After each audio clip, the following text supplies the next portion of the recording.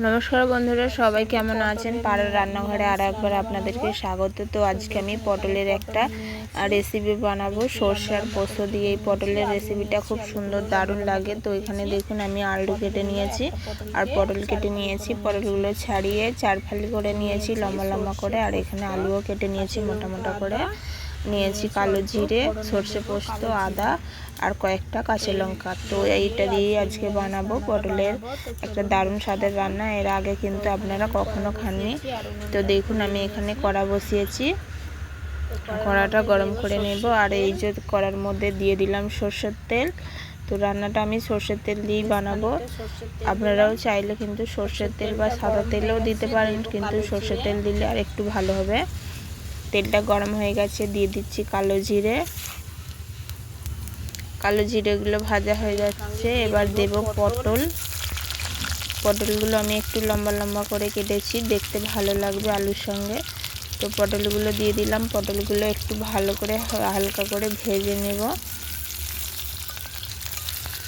এই দেখুন, আপনারা কিন্তু এর থেকে ছোট ছোট করে কাটতে পারেন। আমি এরকমভাবেই কাটলাম, যেহেতু আলুগুলো লম্বা লম্বা করে কেটেছি ওই জন্য পটলগুলো লম্বা লম্বা করে কাটলাম।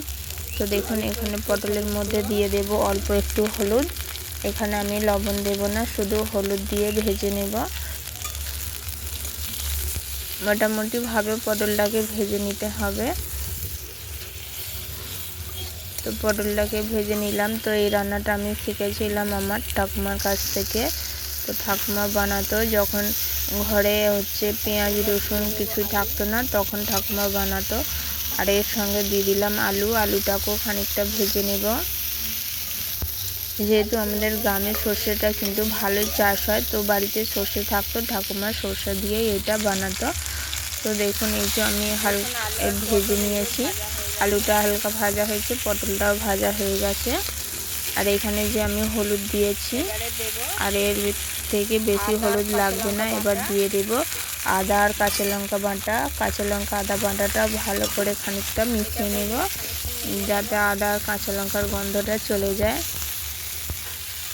তো আগেকারের ঠাকুমাদের হাতের রান্না কিন্তু খুব ভালো লাগতো, খুব সুন্দর লাগতো। অল্প মশলা দিত, কিন্তু খেতে খুব ভালো লাগতো। এক তরকারি দিয়েই ভাত খাওয়া হয়ে যেত। তো সেই রকমই একটা রান্না। তো এবার আমি জল দেব। খানিকক্ষণ আদাটা ভাজা হয়ে গেছে, এবার জল দেব। এখানে আমি লবণ দিইনি, জলটা একটু ফুটে গেলে তারপরে আমি লবণ দেব।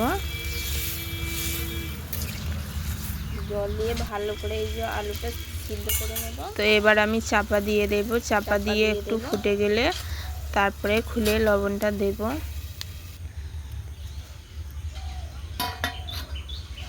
তো এবার লবণ দেব। দেখুন হালকা একটু ফুটে এসছে, এবার লবণটা দেব। চাইলে কিন্তু আগেই লবণটা দিতে পারতাম, তো লবণটা তখন আমার দিতে মনে থাকেনি, তাই এবার লবণটা দিয়ে দেব। স্বাদ মতো লবণ।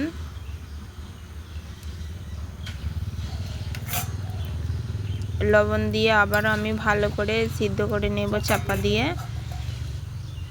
তো এখানে চাপা দিয়ে দিলাম। আর এর ফাঁকে আমি সর্ষে পোস্তটা বেটে নিয়েছি। অবশ্যই এখানে সাদা সর্ষে দেবেন, কালো সর্ষে দিলে একটু তেতো লাগবে, তাই সাদা সর্ষে দেবেন। আর কাঁচা লঙ্কা বাটাটা একটু বেশি করে দেবেন, একটু ঝাল ঝাল খেতে ভালো লাগবে। তো দেখুন আলুগুলো আমার সিদ্ধ হতে আর একটু বাকি রয়েছে, তো আর একটু আমি জাল দিয়ে নেব, আর একটু সিদ্ধ করে নেব। তো এখানে আমি দেব স্বাদ মতো 1 চামচ চিনি। চিনিটা অবশ্যই দেবেন, তাহলে আর একটু ভালো লাগবে, ঝাল ঝাল মিষ্টি মিষ্টি ভালো লাগবে। যেহেতু এতে বেশি মশলা নেই, তাই একটু মিষ্টি মিষ্টি লাগলে খুব ভালোই লাগে। পুরোপুরি সিদ্ধ হয়ে গেছে। তো আলু এখানে ভালো করেই সিদ্ধ হয়ে গেছে। এবার দিয়ে দেব সর্ষে পোস্ত বাটাটা। সর্ষে পোস্ত বাটাটা আমি শিলেই বেটে রেখেছি, তো এটা দিয়ে দিলাম। এটা দিয়ে বেশিক্ষণ আর ফোটাবো না, মিনিট 5 মতো ফোটালেই এটা হয়ে যাবে। ঝোলটা একটু গাঢ় করে নেব, 5 মিনিট মতো ফোটালেই হয়ে যাবে। তো এটা সিম্পল রান্না, খেতে কিন্তু খুব ভালো লাগবে, অসাধারণ লাগবে, গরম ভাতে একদম জমে যাবে। তো দেখুন আমি এই যে ফুটিয়ে নিয়েছি, ঝোলটা গাঢ় হয়ে গেছে। এর থেকে আর বেশি আমি ফোটাবো না, তাহলে কিন্তু তেতো হয়ে যাবে।